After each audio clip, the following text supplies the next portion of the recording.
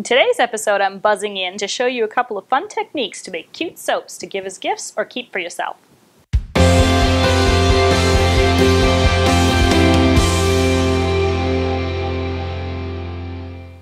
Soap making is becoming very popular again, and you can easily find the products and supplies you need in most craft and hobby stores. But I'm going to show you a way to use some fun items at home to kind of give your soaps a little more fun. I went ahead and cut myself a piece of this plain white soap base, and I put it into a microwavable safe bowl. And I'm going to go and microwave this, and then I'll show you the next steps. So I followed the manufacturer's instructions and melted this soap, and it's ready to mix. To color it, I'm using some soap colorant. And you just add drops of it until you get your desired shade. Now, how much colorant you add is going to depend on how much soap you're mixing at once. I usually mix it in this thing, and I'll get about 2 bars per bowl.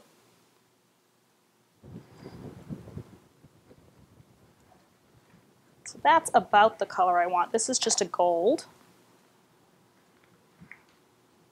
It's kind of a bee kind of color, like beeswax. And I'm going to do 2 different bars to show you. This, again, is a soap mold that I got in a craft store. For the first one,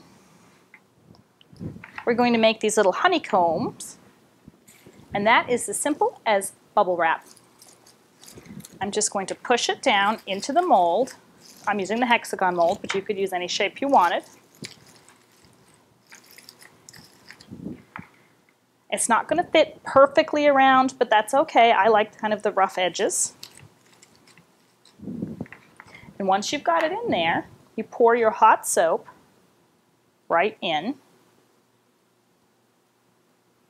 and fill it up.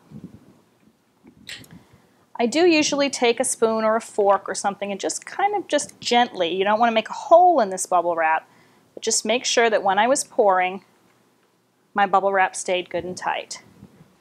And then we would push this aside and let it set according to the instructions. Since we're using the same mold to make our honeybee soap, I'm going to show you on this side how I did that. I'm using this great big bee stamp from Judykins. Now this is a wood-mounted stamp, so you might think, how is she going to get that image into the soap? Sorry, Judy, I'm unmounting your stamp. And it literally just peels right off. I leave the sticky on so I can put it back for stamping if I want to. So once I've got my unmounted bee stamp, I want him to be in the face of my soap, so I push them down into the mold. He's a very large bee, so a bit of him is going to extend up the sides, but I don't mind that effect. So he's pushed good and snug into the bottom. I do find that using a release agent of some sort once you pour the soap and it solidifies makes it a little easier to get the whole thing out of the mold, and to do that I've discovered that if I just use cooking spray. You don't need a lot, just a little spritz. If your soap sets, your liquid soap sets while you're working, you can just stir it to kind of get it to melt again so that it doesn't have that skin on the top that's starting to solidify. And then go ahead and pour it right over the bee, making sure to cover the entire stamp. And again, we would just set this aside and let it set according to the instructions. When you take it out,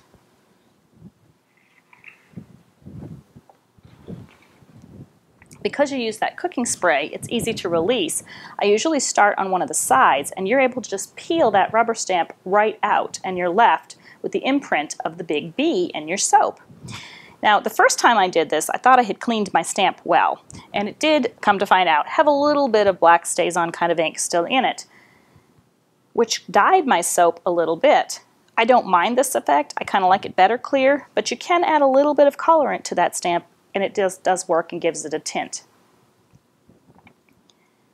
Once these hexagon honeycombs came out, they had some rough edges.